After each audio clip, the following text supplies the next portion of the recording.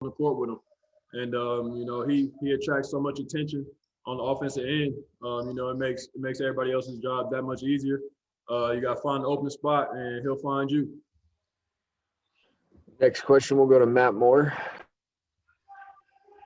TJ, the bench unit has been great at times defensively, and you guys had some issues last night, and sometimes you're great offensively, and sometimes it struggles. What's been kind of the issue with the bench unit trying to find consistency night to night?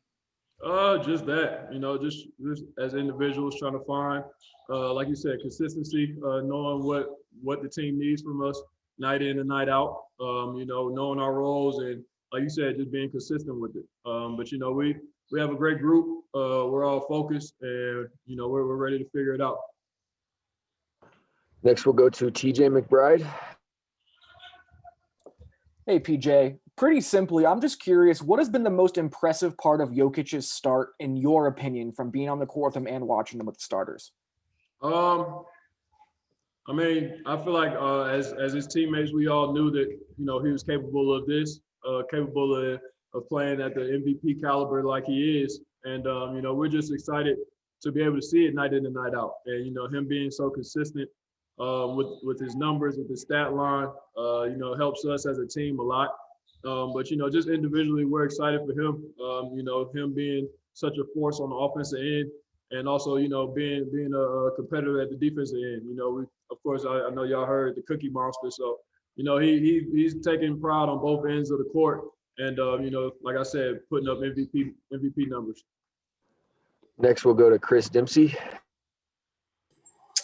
Hey, PJ, you were talking about consistency just a minute ago, and I'm wondering, how do you guys get to that space where it's consistent each and every night, and how much of it just has to do with you guys still having to learn each other on the basketball court?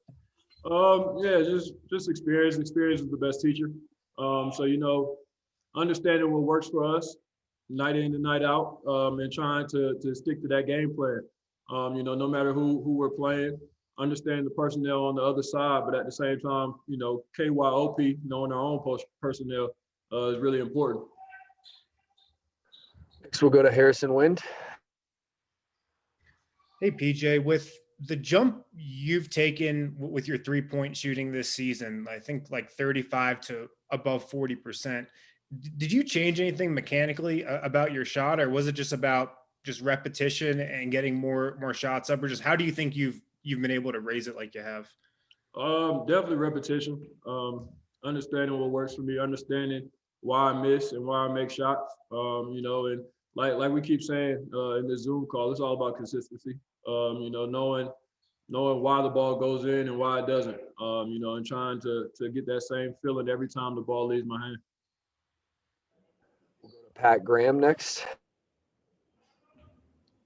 Hey, PJ, how you doing? Thanks for taking the time. Hey, do you kind of feel like you guys are on the cusp of getting this thing rolling? And what is maybe the one area that's holding you back? Oh yeah, we're definitely right there. In each of our losses. So that's always a good sign. But we're used to being on the winning side. So we're eager to get back to that, and we know it's coming.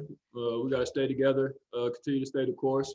It's always a couple possessions of the game, that ultimately decide, the end result of it. So, just being disciplined, continue to be focused and playing all four quarters. That's big for us.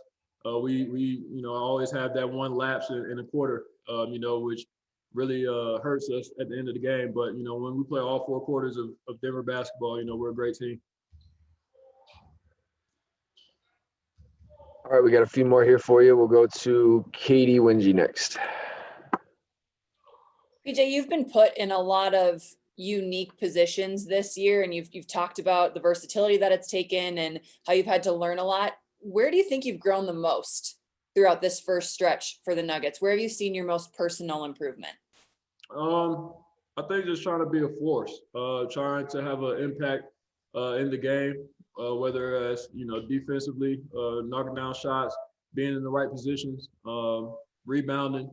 Whatever it is, just trying to have an impact on the game in any way possible, and really asserting myself. Go to Mike Singer next. Hey, PJ, to follow up on that, specifically, you have carved out such a unique role, defensively versatile, can do a lot of things on the offensive end as well. Who are guys that you look at across the league as guys that you emulate and kind of model your game after?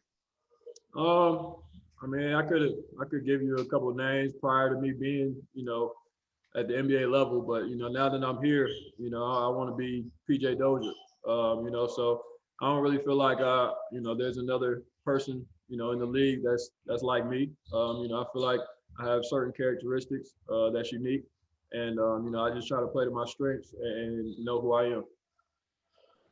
All right, we'll end with Christos Saltis. Hello, PJ. I would like to ask you, what was the biggest lesson from last night's game against the Jazz? And also, what did you see from Facundo Campasso so far this season? Last night, we took away a few things. Transition was big for us.